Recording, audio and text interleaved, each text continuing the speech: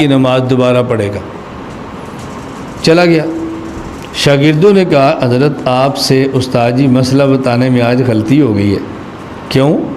فرمایا جب عشاء کی نماز پڑھ لی ہے، اب اگر کسی آدمی پر غسل فرض ہو بھی گیا تو عشاء دوبارہ کیوں پڑھے گا؟ عشاء تو پڑھ لی ہے۔ دنیا میں کتنے کیا سارے لوگ ہی ایسے عشاء پڑھتے ہیں اور اس کے بعد گھر جاتے ہیں، غسل کرتے ہیں، صبح اٹھتے ہیں تو پھر عشاء تھوڑی پڑھتے ہیں، بعد میں فجر ہی پڑھتے ہیں، تہجد پڑھتے ہیں، اور آپ فرما رہے عشاء دوبارہ پڑھے گا۔ امام صاحب نے فرمایا یہ بچہ ذہین بھی ہے، شرمیلا بھی ہے، حیادار ہے، اس نے یہ مسئلہ کسی اور کے بارے میں نہیں اپنے بارے میں پوچھا ہے۔ جب یہ عشاء پڑھ کے سویا تو نابالغ تھا اور فجر کا وقت داخل ہونے سے پہلے یہ بالغ ہو گیا۔ اب یہ پوچھ رہا ہے میری عشاء کی نماز ہو گئی ہے، دوبارہ پڑھوں؟ اب آپ بتاؤ کیا پڑھے؟ کہا جی دوبارہ پڑھے۔ فرمایا اس نے مسئلہ اپنے بارے میں پوچھا۔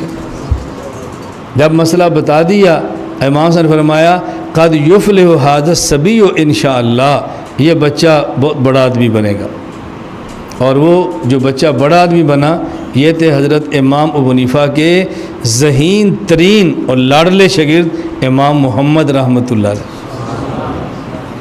جن کے والد ان کو امام صاحب کی درسگاہ میں لے کر آئے کہ میرے بچے کو آپ درسگاہ میں داخل کریں، شاگرد داخل کریں، اس کو پڑھائیں دین۔ فرمایا قرآن کا حافظ ہے؟ کہا نہیں۔ کہا جب تک حافظ نہ ہو میں اپنی درسگاہ میں نہیں بٹھاتا۔ واپس چلے گئے، ہفتے بعد پھر آ گئے کہ حضرت اس بچے کو درسگاہ میں بٹھا لو۔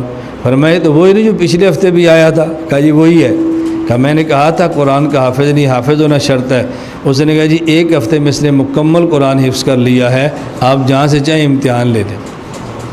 یہ کون تھے؟ حضرت امام محمد، جن کی ایک کتاب کو ایک عیسائی نے پڑھا اور مسلمان ہو گیا، اور مسلمان ہونے کا سبب اس نے کیا بتایا؟ اس نے کہا ھذا علم محمدکم الاصغر فکیف علم محمدکم الاکبر۔ میں حیران ہوں کہ مسلمان کا جو چھوٹا محمد ہے اس کا یہ علم ہے، اور جو ان کے اصل بڑے محمد ہیں ان کا علم کتنا ہوگا؟ اس لیے میں کلمہ پڑھ کے مسلمان ہو گیا۔ تو عبادات کے لیے ضروری ہے عبادت کا وقت، عبادت کا مقام، اور عبادت کو سمجھنے والے عبادت کے ماہر۔ حدیث پڑھیں، آپ کو پڑھنے سے کوئی منع نہیں کرتا، لیکن خود سمجھنے کی کوشش نہ کریں، کسی حدیث کے ماہر سے سمجھ لیا کریں۔ قرآن کریم پڑھنے منع کوئی نہیں کرتا، پڑھنا چاہیے، لیکن قرآن کریم سمجھنے والے سے قرآن سمجھ لیا کریں، آج خود سمجھنے کی کوشش نہ کریں۔ میں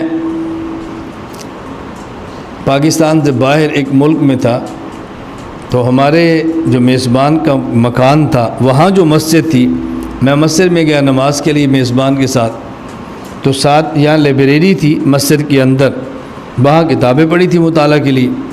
میں نے وہاں نفل پڑھ کے بیٹھ گیا اور ایک کتاب دیکھی مختصر صحیح بخاری۔ میں نے کہا اس کو ذرا کھولیں دیکھیں۔ جب میں نے کھولا تو مختصر صحیح بخاری کو کہاں سے دیکھیں، تو میرے ذہن میں تک فلاں فلاں مقام میں سے دیکھنا چاہیے، اس پہ مصنف نے کوئی ہاتھ صاف کیا ہوگا۔ مختصر صحیح بخاری کا مطلب کیا؟ بخاری شریف کی ہے 2 جلدیں، 30 پارے، 9082 روایات۔ انہوں نے کیا کیا؟ انہوں نے یہ کیا کہ صحیح بخاری میں جو ایک روایت کئی بار آئی ہے نا، اس کو کئی بار ختم کر کے تو ایک بار نقل کر دیا۔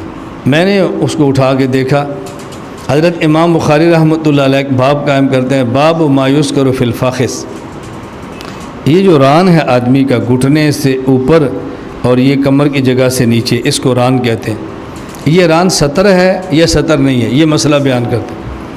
حضرت امام بخاری رحمۃ اللہ علیہ نے ایک حدیث بیان کی، انس رضی اللہ عنہ فرماتے ہیں کہ رسول اللہ صلی اللہ علیہ وسلم سواری پر سوار تھے، ساتھ سواری پر میں بیٹھا تھا۔ اللہ کے نبی صلی اللہ علیہ وسلم کا جو تہمت جو چادر تھی وہ تھوڑی سی سرک گئی، تو میں نے آپ کا ران دیکھ لیا۔ جب رسول اللہ صلی اللہ علیہ وسلم نے محسوس کیا کہ میں ران دیکھ رہا ہوں، آپ نے تھوڑا سا کپڑا اور نیچے کر کے ران اور دکھا دیا۔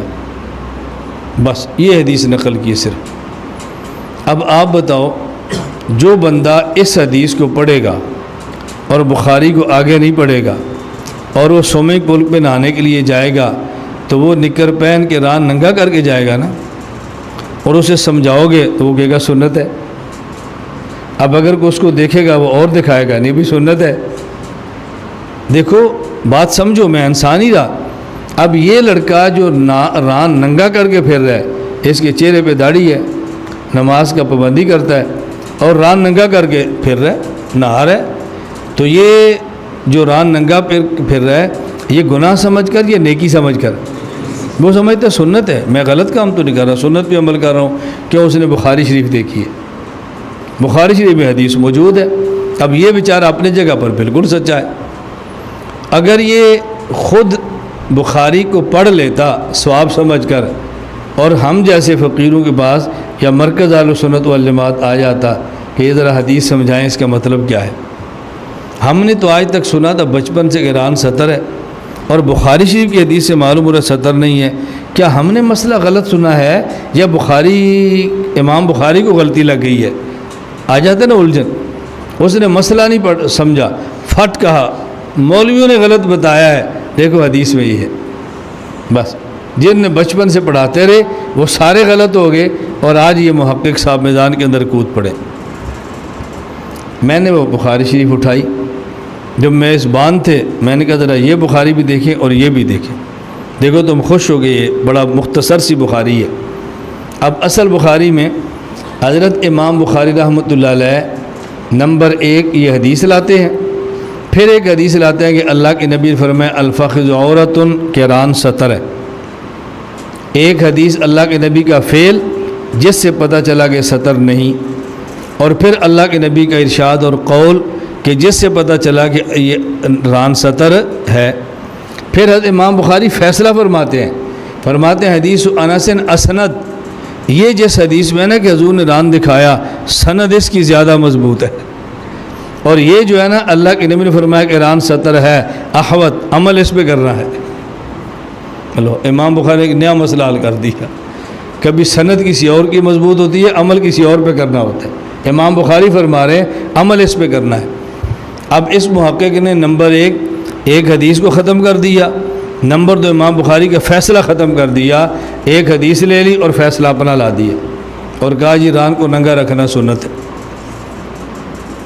اس لیے ہم کہتے ہیں حدیث پڑھیں لیکن خود نہ سمجھیں علماء سے، بس پھر حدیث کا مزہ آئے گا۔